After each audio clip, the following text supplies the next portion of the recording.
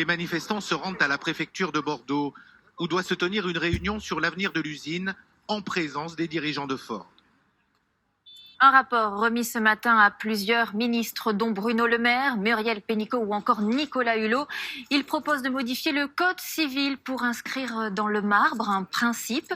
L'entreprise ne doit pas être qu'au service de ses actionnaires, elle doit aussi être attentive aux enjeux sociaux et environnementaux de son activité. Alors déjà, certaines font des efforts en la matière et elles sont récompensées par un label américain qui monte très fort en France. La Camif l'a obtenu il y a 3 ans.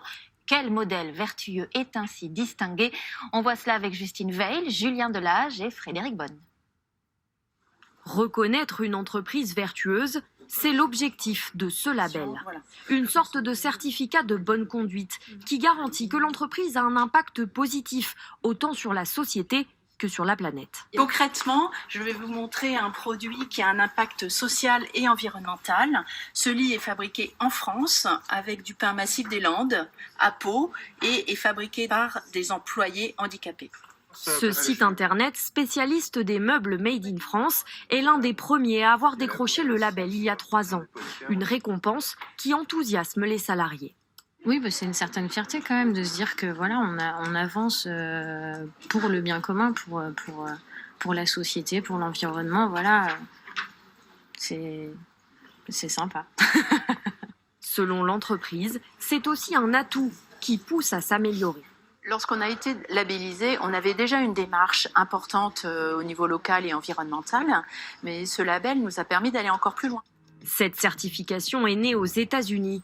Aujourd'hui, une 50aine d'entreprises l'ont obtenue en France. Pour l'avoir, il faut remplir ce questionnaire de plus de 40 pages. Jusqu'à 300 questions. Objectif, évaluer les pratiques de l'entreprise. Par exemple, sur les salariés, ça va être quel est l'écart maximum entre le plus petit et le plus haut salaire de l'entreprise. Sur la partie environnement, on va vous interroger sur vos consommations d'eau, d'électricité. On va vous demander qui sont vos fournisseurs. Chaque réponse rapporte des points. L'entreprise doit ensuite fournir des pièces justificatives. Le label coûte entre 500 et 50 000 euros par an, selon le chiffre d'affaires. Il est valable pendant 2 ans. Au chapitre politique, le congrès de refondation du Front National ce week-end à Lille.